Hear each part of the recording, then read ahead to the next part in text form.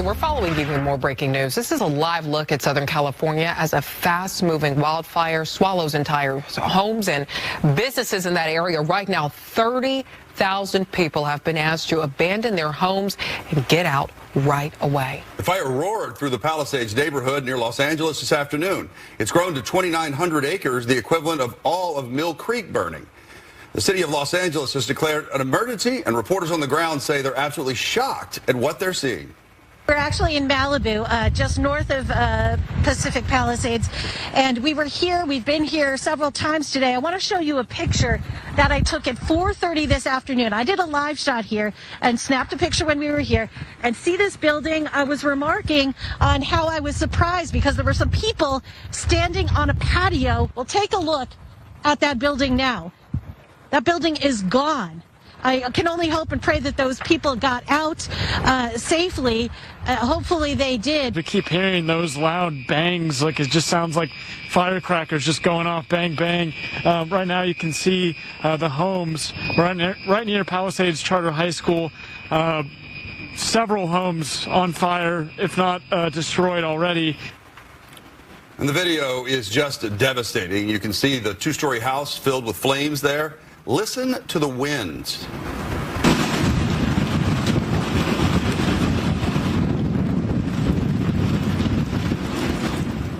Okay, here's what we know about the impact of those winds and this fire that is continuing to grow. We know a firefighter has been hurt fighting these flames. Officials say she has a head injury and was taken to the hospital. Officials have warned the worst is yet to come because of the potential of more dangerously high winds overnight. And more than 62,000 people are without power. Firefighters are scrambling to put out the flames wherever they see them. But the fire, as you can see there, is moving just incredibly fast. This is the Nation's Conspire channel. Welcome to today's show. The Palisades are on fire. And of course, conveniently, they're low on water in California, which I'll get into in a few minutes. But this is not a traditional wildfire season. So of course, naturally, everyone should be suspicious of these fires because this is not normally when they occur. However, we should always be suspicious of these fires, specifically in California, which has become more and more normal. And I'll talk about some of the things people should look for in trying to make out whether or not this is a directed energy weapon or this is a natural phenomenon. But I'm really at the point where I don't believe any of these things are natural phenomena anymore. And if you didn't see some of this footage that aired on Fox News that's making the rounds, you could even see how there seems to be a flare shooting out of the sky right out in the middle of Eaton, California. So that's clearly something to be suspicious of. But I don't want to make light of what's happening out in California because this is something that could happen to any one of us. No matter where you happen to be, they could decide that that's a place that they might use a directed energy weapon. Now, I'm not saying it's a 100% a directed energy weapon, but my prayers are with the people who are in the Palisades, who are in Eaton, California. There's the Eaton fire, the Hearst fire, and the Palisades fire, and it's moving rapidly across California. And of course, the Santa Ana winds are extremely strong, which we know is something that they can very easily manipulate. If you don't think that they could make wind storms and amp up the wind speeds, think again, of course, that's a way to spread these fires. But there's other ways that they could spread these fires. And after everything we saw in Maui and we saw in Paradise, California, more people are becoming suspicious of directed energy weapons. But it's really important to note just how psychologically twisted people have become.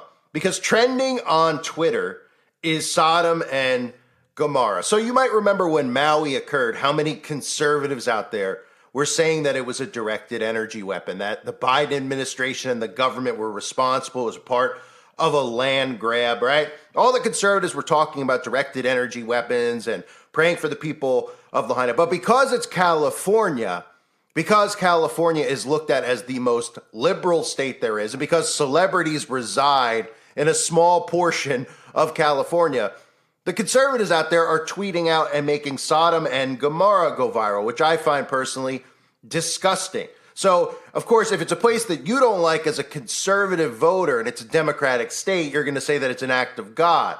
But if it's somewhere else that you like perhaps Maui, even though Maui and Hawaii are Democrat states as well, you'll say it's a directed energy weapon, right? And of course, this just shows you how deep the psychosis is, that people out there, even Christians who are out there, are saying that it's an act of God because people are vile in California based on stereotypes that they've created, making you think everybody in California is a Democratic voter. This is how twisted it's gotten, right?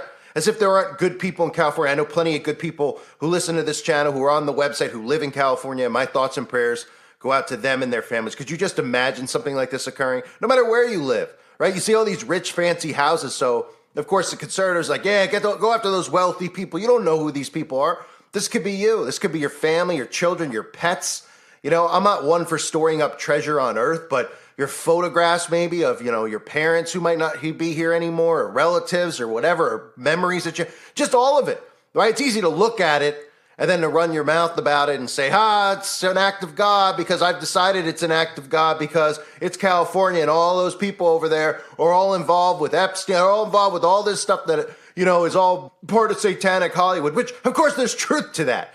But nobody out there should be saying things like this. And, of course, this just reminds me of Matthew chapter 24, verse 12. And because iniquity shall abound, the love of many shall wax cold. And, of course, that's what politics has created in America in the year 2025, right? This is what we're looking at, where conservative Christians are cheering this on. So let's look at some of the stuff surrounding this heartbreaking, the footage is just frightening.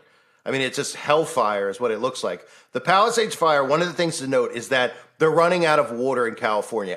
And the first thing every citizen should be doing, conservative or Democrat, is should be looking at any of these stories about droughts. And they should be saying, what in the world is our government doing? Oh, wait, right. Our government isn't working for us. Our government doesn't have our best interests in mind, because everybody should be aware that they have the ability to cloud seed and make rain, which should tell all of us that there should be no droughts occurring anywhere on the earth. There shouldn't be droughts. If they can make it rain in Dubai, they can make it rain in California. So we shouldn't be worrying about California having to ration water, all these laws and rules that they try to pass in California, where people have to ration the amount of water that they use, turn off their sprinkler system, or turn off they can't shower X amount of times a week. These are all things that have happened over the last 10 years or so in California, where they've gotten used to this idea of water shortages and how they need to live. It's about behavioral control. But everybody should be looking at this, no matter how they vote, and they should be saying we shouldn't have droughts. We shouldn't be in a situation where firefighters are running out of water. Let's take the whole directed energy weapon notion out of it for now. And let's just look at this as if it was a real fire. These are things that we should be prepared for. These are things that the government should be doing. It's just that people out there don't realize that they could make it rain. They could get an abundance of water to make sure that firefighters don't run out of water. But of course, they don't want you to think that way. They want you to think in terms of the climate, and the climate's changing, and all these things are naturally occurring, and all these droughts are naturally occurring, when they're the ones who are responsible for the droughts, can very easily solve the droughts by cloud seeding. It's what they do in Dubai, right? They just don't want you to know about that. Now, obviously, the first thing that everybody's thinking about is directed energy weapons. Anytime there's one of these fires, especially on a coast, California, obviously, most of you know, Paradise, California, which got hit 6.5 years ago, was completely devastated. The fire was very much like the fire we saw in Maui. Cars were melting. It was moving at a pace and a rate that nobody'd seen before, burning at levels we've never seen before. Of course, they tried to blame it on the climate, right? Well, that's what they're going to continue to try to do. That's the reason that they planted these seeds in your head. That's also the reason they planted other seeds in your head, like, we'll hit them with our space lasers. You may have noticed how often you see comedy sketches on Saturday Night Live or on late night talk shows where they talk about space lasers. This is the way that they get people out there brainwashed into thinking that directed energy weapons aren't real. When you could go and look at DARPA, you can go and look at all of the governments around the earth who have directed energy weapons and are very, very capable of using them at any time now on anyone they choose. So they've put propaganda out there like these sketches where they laugh it off and they go, yo, yeah, space lasers. They have people like Marjorie Taylor Greene, who is looked at as a lunatic deliberately. That's the character she's playing, a lunatic, and of course buys into conspiracies, then tweets things out about space lasers when she could easily just talk about how the people responsible for creating these lasers over in Bagelville and the Mossad run the world and have the ability to do all these things. Instead, they put these things out so they sound insane to people when they first hear it, and then they automatically dismiss it. So the majority of people will not believe that the government uses direct energy weapons. Now, we'll see as time tells what this really ends up being, because there's always evidence around. Once the fires are put out, you'll start to see the evidence based on the type of burning, right? Will we see the cars burn down to liquid? Other things, of course, I'll get into in a second in regards to firebrand. But I want to also talk about California, Canada. We've seen a lot of these stories reported even by the Associated Press, right? Where people have seen helicopters setting fire to trees. And the government, and of course the Associated Press is, state-run, propaganda, came out and they talked about how, well, by setting fire to trees, you're actually preventing wildfires, not causing wildfires. And I covered this a couple of years ago because it's absolutely absurd. And this shows you how easy the propaganda works. People saw helicopters setting fire right before some of these fires have occurred in places like Canada and California. So they come out and they say, well, no. Why us setting a fire, we're actually preventing a fire. And then people go, oh, okay, that makes sense. Oh, and what planet does that make sense? Apparently, planet Braindead, planet Sheeple, it makes sense. So we've not only seen helicopters do this, we've obviously seen drones do it. For people out there that go, I don't understand, a drone just setting fire to a tree can't cause a fire like that to burn. Well, that's where the aluminum dust comes in. The aluminum powder that we know is sprayed on us, the aluminum and barium that they dump on us from the sky is completely 100% flammable, right? So you can look at it from aluminum. Look at a soda can, grind it up, okay? Turned into aluminum dust. Aluminum and barium are then sprayed on us, and those are the streaks that you see in the sky every day that you're told are clouds. Aluminum dust is flammable. It has explosive characteristics. So if you have that covering all of these trees on a day in and day out basis, and then suddenly they decide that they're going to use a helicopter or use a drone and they're going to start a fire, and then they're going to stir up some winds, which they have the ability to do very easily, well, then you have a very fast moving fire. Now, the other thing I talked about are things to look at after the fact, right? Because right now the fire is burning. People are seeing how rapid it is. That's obviously an immediate red flag at how fast this thing is spreading. They're blaming it on the Santa Ana winds. Look for Havana syndrome. Now, they call this fire brain. I talked about this too a couple of years ago, right? Studies show brain changes among survivors of California's deadliest fires after the blaze in Maui, coping with fire brain. This is a way to poo-poo what is known as Havana syndrome, which is caused from radiation exposure. And of course, when I'm referring to massive amounts of radiation exposure, which one would only get from a directed energy weapon, which would then cause them to have Havana syndrome, which the government will tell you is fire brain. Nobody's suspicious, by the way. In the history of humankind, fires have existed. Tragic fires, buildings burning on fire, people's homes burning on fire, schools burning on fire, all sorts of fires have occurred. Well, conveniently, after we know that directed energy weapons were created and unleashed, and we're told that, of course, this is for the military to use against other militaries, right? Suddenly, when fires are occurring in places like Maui and Paradise, California, where cars are melting down to liquid, they're telling us after the fact that, hey, there's this new thing because people suddenly are getting very sick after the fire. And they're going, wait a minute, what? You can now get sick after? You're talking about my lungs getting sick, having a cough, having a little bit of dizziness right now. No, we're talking about the rest of your life having the effects of the fire. And now you have to cope with what they're calling firebrand. We just made it up, right? Because remember, they own the science, so they can make it up as they go. So they suddenly just created firebrand because, of course, people were having permanent effects from these fires, which is really Havana syndrome, which they tell you, oh, it's just a mystery. It's Havana syndrome. It's, we're not going to really tell you what it is. It's going to be from large frequencies, radiation exposure. Yeah, it's it's normal now. And everybody just goes, okay, it's normal. So if you hear stories coming out of California about firebrain, you can mark my words that that's just them confirming that it's a direct energy weapon, because they only will say that when there's a fire you're not going to hear a story about a fire at somebody's home and then those people having permanent fire brain. You might hear stories about them being permanently depressed or maybe disabled from the fire, but you don't hear firebrain. But when these massive ones occur, now you hear about firebrain. And the other thing I want to talk about with direct energy weapons, it's important to put this out. The directed energy weapons, okay, we all heard about the blue roof theory in Maui. And of course, the alt-right media ran with the blue roof theory.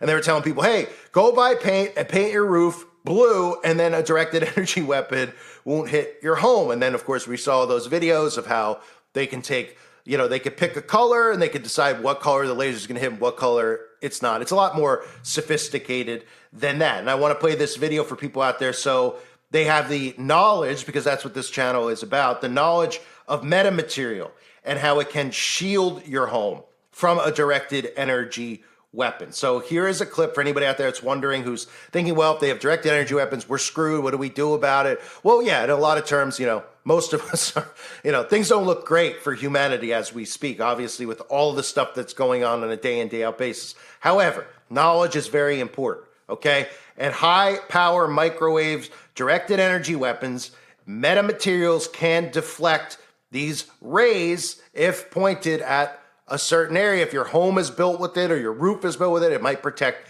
your home. So here's the video clip. So then here's the overview. So I'll kind of do a little introductory stuff up front to give everyone a frame of reference.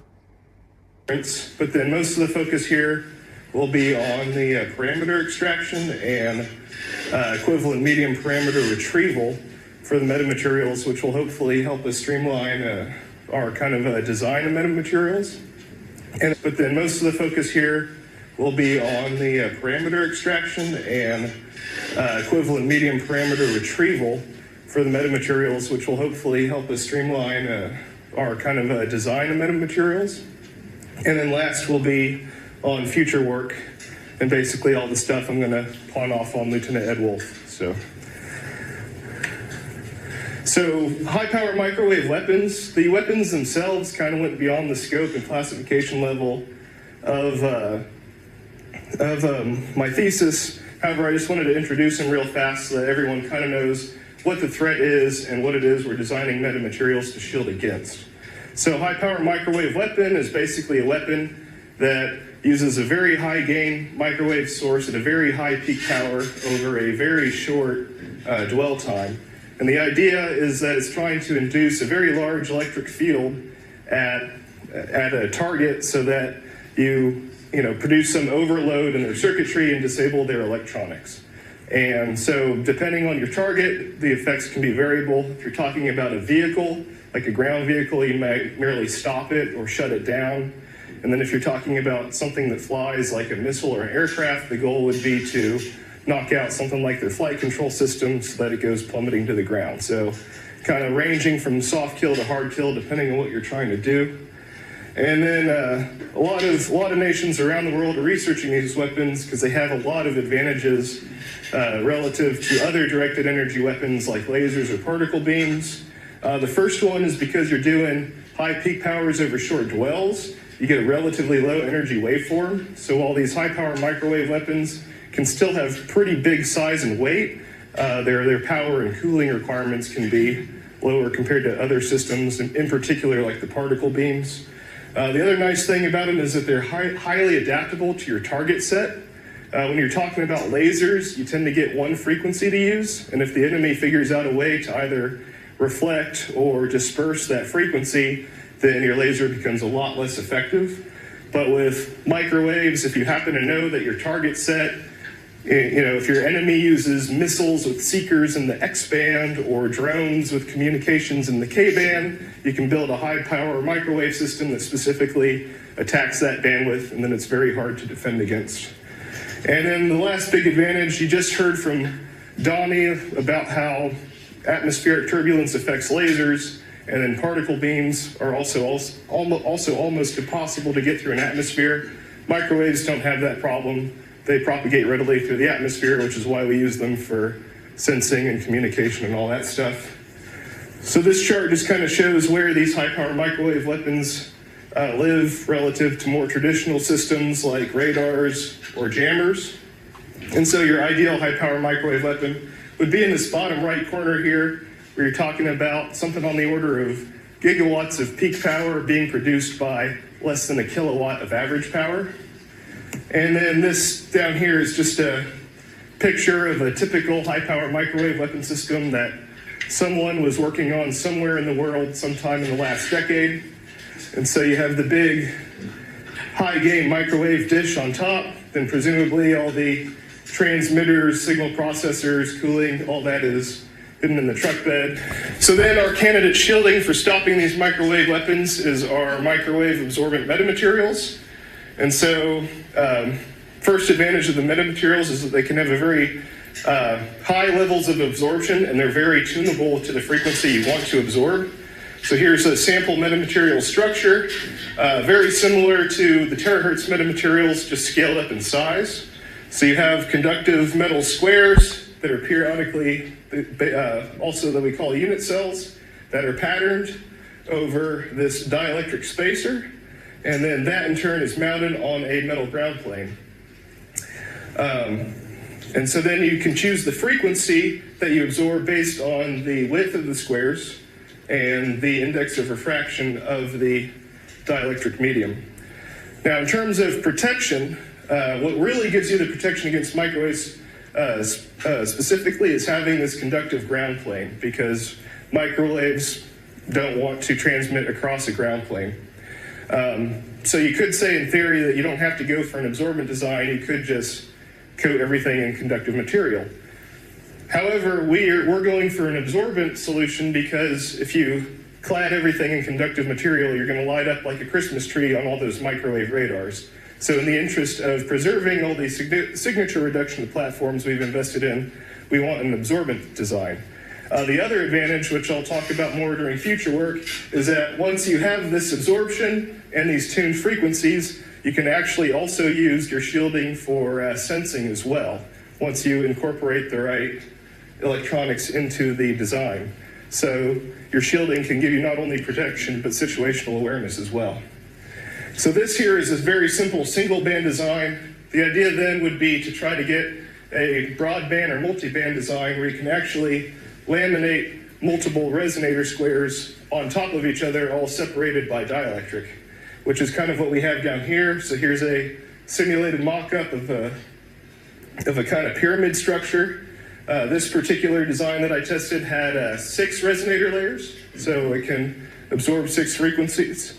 Here's just a SEM micrograph kind of showing the edge of the unit cell. See, it's a little fuzzy, but you got the metal plates in there, all separated and mounted in dielectric with a ground plane at the bottom.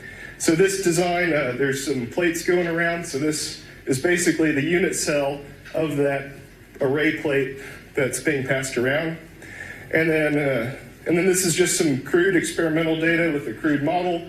But all I want to point out here is that with our 6 layers, we can see that we have 6 very predictable absorption peaks that we can tune towards. So again, I just want to put that clip out there for people to see so that they're aware of metamaterials. A lot of people over the years have asked me to repost that.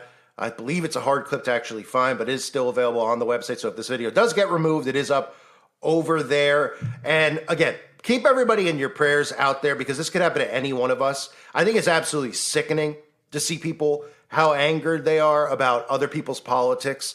And then to, like for me as a Christian, somebody who follows Jesus Christ, okay, I don't care if somebody, whatever their belief is, I don't want to see them burn to death via direct energy weapon. Now, it's amazing that all of these Christians, again, blame the government for all of these things, or the conservatives, I should say. They've been blaming the government for directed energy weapons, but now all of a sudden they're saying it's an act of God. So they choose, and then they speak on behalf of God, saying that this is an act of God, right? Just like with Donald Trump and the magic bullet that missed his head. And they all came out and spoke on behalf of God, telling us that it was divine intervention. I find it absolutely sickening. So anybody out there affected by the fires, directed energy weapon or not, obviously my prayers go out to you and your families. I know a lot of you who listen to the channel are located in California. So again, my thoughts and prayers are with you. We'll see what stories come out of this in the days and weeks to come as far as evidence of a directed energy weapon. It could just be that they ignited a fire and spread the fire. That's what it's looking like to me as of now. is that they spread this thing with the stories about these rapid winds. It immediately makes you think of what? It makes you think of HAARP and weather modification, that they're able to spread these things so they could start them and ignite them, just like I showed you, with aluminum dust. By using the helicopters, they tell you they're spraying fire. They're like, they're spraying fire to prevent fires. What? Huh? Oh, is that how it works? Great. I don't want my house to burn to the ground, so maybe I should light it on fire first, because then it won't burn to the ground. Oh, I mean, the stuff that they come up with, it's unbelievable, but people believe it, right? So they can start these things, ignite these things, and spread these things very, very easily. They don't just have to use directed energy weapons, but it's obviously anytime there's a fire like this that doesn't look natural, it doesn't look normal, and then they come out and tell you things like, well, it's not traditional wildfire season, so let us explain to you why these fires are spreading so quickly. Well, your brain should automatically go ding, ding, ding. Okay, that's a little bit suspicious, right? Yeah, that's hopefully how people are thinking, but we know, unfortunately, it's not. I thank everybody for being here. Hope you're all doing well. God bless you and your families, as always.